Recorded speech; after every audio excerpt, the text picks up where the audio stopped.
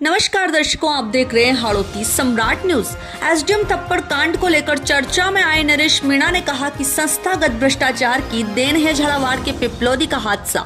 समय आने पर षड्यंत्रकारियों का भी हिसाब करेंगे।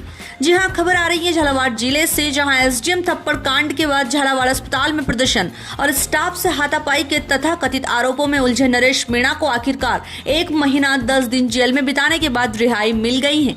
जेल से बाहर निकलने के बाद नरेश मीणा ने अपने चिर परिचित अंदाज में आक्रामक व्यवहार रखते हुए विरोधियों पर जमकर निशाना साधा। नरेश मीणा ने कहा कि उन्हें 1 महीने 10 दिन बाद हाई कोर्ट ने सशर्त जमानत दी है, जिसका वह पूरा सम्मान करेंगे और नियमों की पालना करेंगे। नरेश मीणा ने कहा कि उन पर झालावाड़ मेडिकल कॉलेज के डीन द्वारा काम में बाधा उत्पन्न करने और मारपीट हाथापाई के आरोप लगाए थे, जबकि वहां मौजूद प्रत्येक व्यक्ति यह अच्छी तरह से जानता है कि वहां प्रदर्शन और आंदोलन पहले से चल रहा था, जिसमें पहुंचने के बाद वह सिर्फ शिरकत कर रहे थे। उनकी तरफ से कोई भी ऐसा कदम नहीं उठाया गया जो किसी के लिए परेशानी खड़ी करे। नरेश मीणा ने आरोप लगाया कि पहले उन्हें धारा 151 में पाबंद किया गया और उसके बाद अगले दिन अन्य धाराएं लगाकर फिर से गिरफ्तार कर लिया गया था। नरेश मीणा ने कहा कि उनके द्वारा पिपलौदी हादसे का शिकार दलित और आदिवासी तबके के लोगों के लिए मुआवजे और इंसाफ की मांग की जा रही थी। उनके द्वारा कोई भी गलत कदम नहीं उठाया गया, फिर भी एक षड्यंत्रकारी के दबाव में उनको जबरन फंसाया गया है। उन्होंने कहा कि समय आने पर उस षड्यंत्रकारी का भी हिसाब बराबर किया जाएगा। नरेश मीणा ने कहा कि उनके द्वारा पिपलौदी हादसे के मृतकों के लिए 1 करोड़ रुपए की मांग की गई थी, वो अपनी उस मांग पर अभी भी कायम है।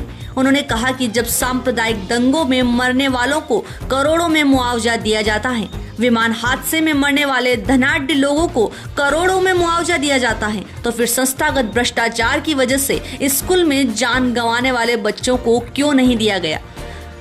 अंता विधानसभा सीट पर आने वाले दिनों में होने वाले चुनाव को लेकर नरेश मीणा ने कहा कि अभी वो अपने साथियों से विचार विमर्श करेंगे, इलाके में सर्वे करवाएंगे, उसके बाद यदि समर्थकों ने इजाजत दी तो वह विधानसभा चुनाव लड़ेंगे। पार्टी के सवाल पर उन्होंने कहा कि वह फिलहाल निर्दलीय हैं और निर्दलीय ही मैदान में उतरेंगे। अगली रणनीति क्या होगी? अभी 1 महीने और 10 दिन बाद में मेरी जमानत हुई है। माननीय हाईकोर्ट का मैं धन्यवाद दूँ, आभार। फिर से मुझे सशर्त छोड़ा है। जो माननीय न्यायालय ने जो शर्त लगाई उसको पालना करेंगे। आगे की रणनीति का तो अभी 1 महीने बाद बाहर आया हूँ, अभी सब लोगों से बात करेंगे, सब लोगों के साथ बैठूँगा, जो भी इनका आगे साथी जो तय करेंगे उसको। ऐसा क्या गुनाह कर देता है आपने जेल जाना पड़ा? तो आप सबने देखा है, झालावाड़ के हो आपने, यहाँ एक जो घटना हुई, दुखद घटना।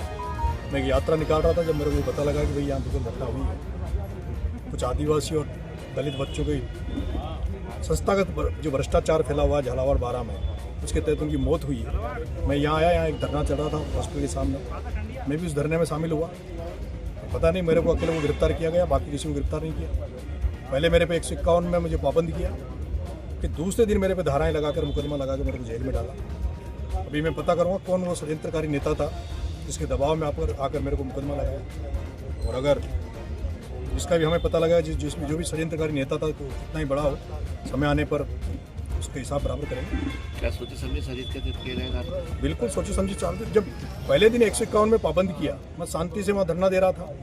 मेरे पे जो मुकदमा लगाया, वो मुकदमा ये लगाया डीन ने, जो हॉस्पिटल का जो डीन था उसने लगाया कि सरकारी कर्मचारियों के साथ मैंने अभद्रता करी, उनके साथ हाथापाई करी। जबकि आपने वीडियो भी देखे होंगे, आपने उस घटनास्थल का सबको पता है। कहीं भी मेरे आसपास तो कोई डॉक्टर या कंपाउंडर नहीं थे, अंदर इलाज चल रहा था, वो काफ़ी दूर थे, और उनको वो लोग डिस्टर्ब कर रहे थे जो वहाँ जाके फोटो सेशन कर रहे थे, वहाँ जो फोटो खिंचवा रहे थे, वो नेता उनको डिस्टर्ब कर रहे थे। मैं तो बहुत दूर धरना देकर उन जो बच्चे जो डेथ हो गई थी उनके परिजनों के लिए मुआवजे की मांग कर रहा था। और मेरी तो मांग भी जो थी वो ये थी कि जिस तरह से आप अगर एरोप्लेन में मरने वाले धनाढ्य परिवारों को 1-1 करोड़ रुपये दे सकते हैं, आप सांप्रदायिक दंगों में मरने वालों को 50 लाख रुपये दे सकते हो, तो ये जो संस्थागत भ्रष्टाचार की वजह से ये जो बच्चों की बलि चढ़ी, उनके परिजनों को कम से कम आपको 1-1 करोड़ रुपये देना चाहिए। और ये दुर्भाग्य है कि यहाँ से माननीय वसुंधरा राजे जी 2 बार मुख्यमंत्री रही और 89 से यहाँ लगातार सांसद है, 5 बार वो सांसद रही, उनका बेटा सांसद है। तो उनको आगे बढ़कर इनकी बच्चों के और परिजनों की मदद करनी चाहिए। अभी भी मेरी मांग है कि उनके परिजनों को कम से कम 50 लाख रुपये दें। यही यात्रा आज निकलने लगती है समाज की। हाँ जी, आज यहाँ यात्रा लेकर बैठे होते हैं समाज के लोग राधा रमन में। देखिए मुझे ध्यान में नहीं, मतलब अभी